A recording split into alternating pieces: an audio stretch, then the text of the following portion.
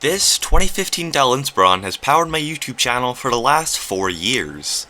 Everything you see on my channel was edited with that laptop. However, I'm going on to bigger and probably better things.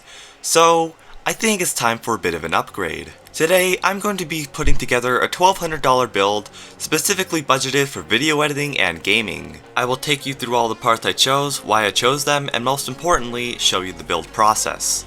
Without any further ado, let's get into this. First off is my CPU.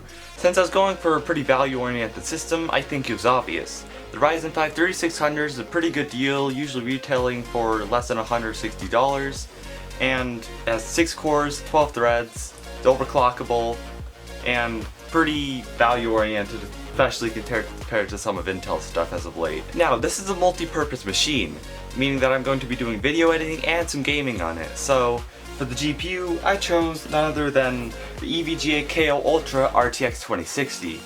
This is the lowest end ray tracing graphics card that you can get. This will allow me to run basically all the games on ultra high settings, but on video editing use workloads this might not be as GPU dependent. However, the CPU of course is up to the task. This is just for, of course, a multi-purpose machine like this. Now, I've been running Windows 10 off of a 5400 RPM hard drive for the last 5 years. Before that, I was running Windows off of a hard drive too, but that was Windows XP. So I got a 500GB WD solid state drive. This is only a SATA drive, but it should be plenty fast for what I need. For storage, I chose this 2TB Seagate Barracuda hard drive. This will be plenty of storage for now, and I can upgrade it in the future. This is a pretty good deal, so that will be my storage for now. For RAM, I went with a 32GB kit of Vulcan Z T-Force DDR4 RAM. This is 3000 megahertz, pretty good stuff. It's great to match the aesthetic that I really want, and this should be plenty for video editing. And I am at video editing in 1080p, so this is basically completely overkill, but the budget allowed for it, so why not? Everything here will be plugging into this Asus TUF Gaming X570 motherboard with Wi-Fi. I chose this motherboard because I needed Wi-Fi. This was basically the cheapest X570 option that had everything I needed. Of course, it's X570, which should allow for a better upgrade path, and if I need to replace the CPU with something newer, this should actually allow me to do some overclocking, which I'm not going to be doing on this Ryzen 5 since this is only the stock cooler. However, if I do get something better than that, or even get a new cooler, this is something that I'll be able to do more easily. I also am not a huge fan of the yellow and black aesthetic, but I don't really mind. Is whatever. Powering everything is this 550 watt Corsair TX 550M. This is a pretty good quality power supply, and I need something that is reliable, and 550 watts isn't a ton. However, I don't plan on doing insane overclocking or even upgrading my hardware to the most power consumptious things. The case I got only came with one fan, so I got a couple of, we got 120 and 140 for the front. They're mismatched fans, but since when do I give a care? Without any further ado though, let's get unboxing and building.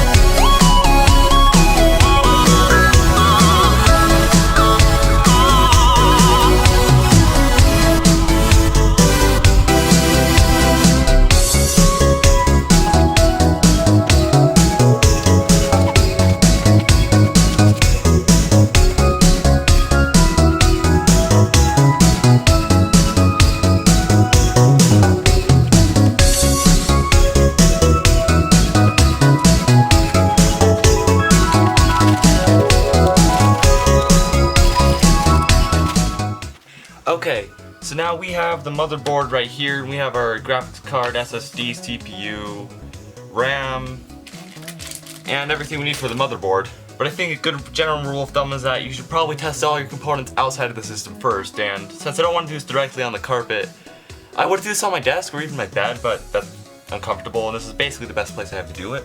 I'm going to be installing all the things I can on the motherboard first, and then unboxing my case and putting the stuff in the case.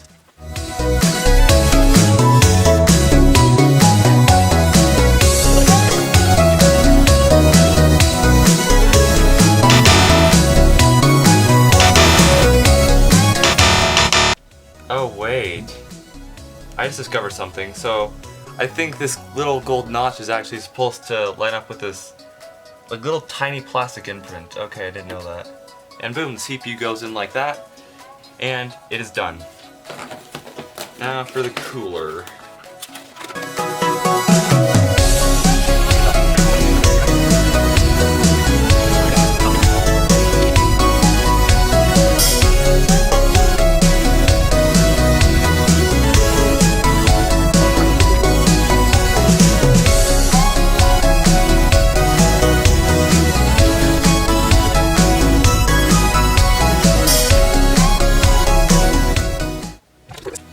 After a little bit of struggling later, we have the CPU cooler installed correctly. And next up is our RAM. Oh, I see how these are supposed to work. You just slot them in like this. 16 gigs. Let's put in the other. Anyways, moving on to our SSD. Little stick is 1/2 terabyte, and they come up to like 4 freaking terabytes or something like that. And we have to find our little standoff screw. Okay, I found the standoff screw. It is now installed, and we are going to install our SSD with the little screw that's included.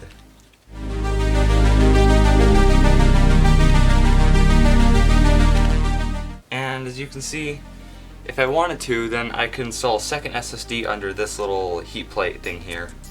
But I only have one SSD, so I'm only going to do that. Also, while I was trying to figure out the cooler, I managed to unbox my case, so I might as well show you guys this. Why I chose the Fantex Eclipse P300A. First of all, I need a case with a lot of airflow, and this case has a completely mesh front panel and it provides tons of airflow, as you'd imagine. But also need something that was small. In this case is small, it's very small in fact. However, I should not have too much difficulty building inside of it, considering that not too many of my components are super beefy. Next, I'm going to install the graphics card, the RTX 2060, and then I'm going to throw it up on my desk and see if it boots to a post screen.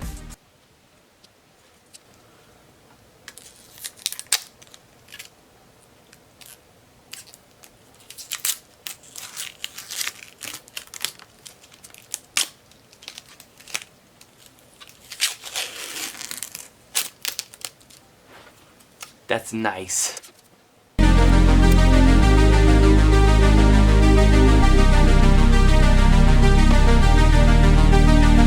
So now I'm going to carefully carry all this over to my computer and see if it posts.